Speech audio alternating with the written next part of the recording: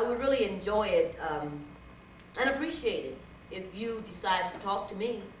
And if there's something you'd like to say, a question, a comment, please interject. Anybody? No takers? All right, warm up. Guys, get comfortable, warm up. Where in Tennessee? I'm sorry? Where in Tennessee are you from? My daddy is from Ripley, Tennessee. You know Ripley? Yeah? That's where my daddy comes from. That's the one generation removed. I've never been there. I've been in the South now 21 years. And I'm still trying to get up enough nerve to go to Ripley, Tennessee. Where did you grow up? St. Louis, Missouri. That's where my parents both, my mother from Arkansas, my father from Tennessee. And they both met in St. Louis. And that's where we were raised. And as a child, we were not allowed to come to the South. We were not allowed to visit. The South was never talked about in our house. And my father had 16 children. And of his 16 children, I'm the only child that returned to the South. And when I came south, I couldn't think of anywhere else I would ever want to be. Yeah. I want to do a couple of poems for some children in my life. For my children and for my grandchildren, because being a woman in many ways is very much about children. Not always, but very much about children, for me at least. This first piece is for my oldest grandchild, who's now 8 years old.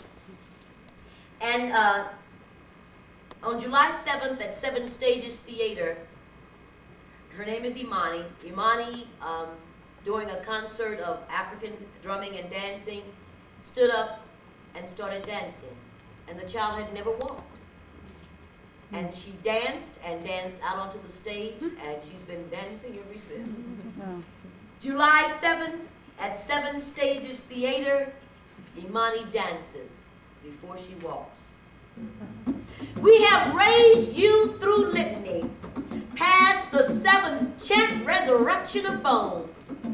You came like life in reverse, me giving birth but not me. My firstborn, so lovely, but not mine.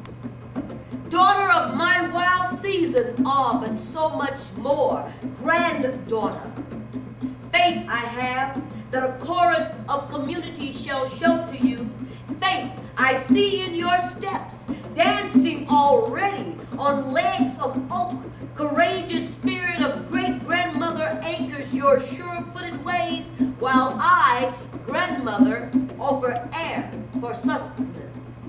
And Imani is dancing already on legs of oak to Yoruba rhythms and Senegalese chants, to the strokes of the djembe, all praise to the drummers. Into the future, Imani dances, Imani dances, Imani dances. My granddaughter. For my children, they stand on tiptoe, leaning into my life, riding the edge of my awareness like freshly broken spirits. They say they are my children. The wind elevates their song, transmits its harpsichord notes nightly into my dreams. Across the precipice of time, I count their eyes, arms, legs, divide by 2, separate myself from the answer. You belong to the world, I whisper. You belong to the wind song, the churning sea. And the night echoes a refrain. A child is but a twinkle in the eyes of God. And I question, what right have I to own? Flesh, mind, spirit can be birthed, but not confined to the position of possession. If it were meant, the night would tell me. If it were so, the spirits would rejoice, telepathically informing me of this decision. But the ancients know, children, you are air and space, star stuff, the dust of Mars, the rings of Saturn, a dozen heavenly bodies rotate in your consciousness. You are one, yet you are many. And I, your mother, was but a vessel for your voyage through time. A poem for my children. Mm.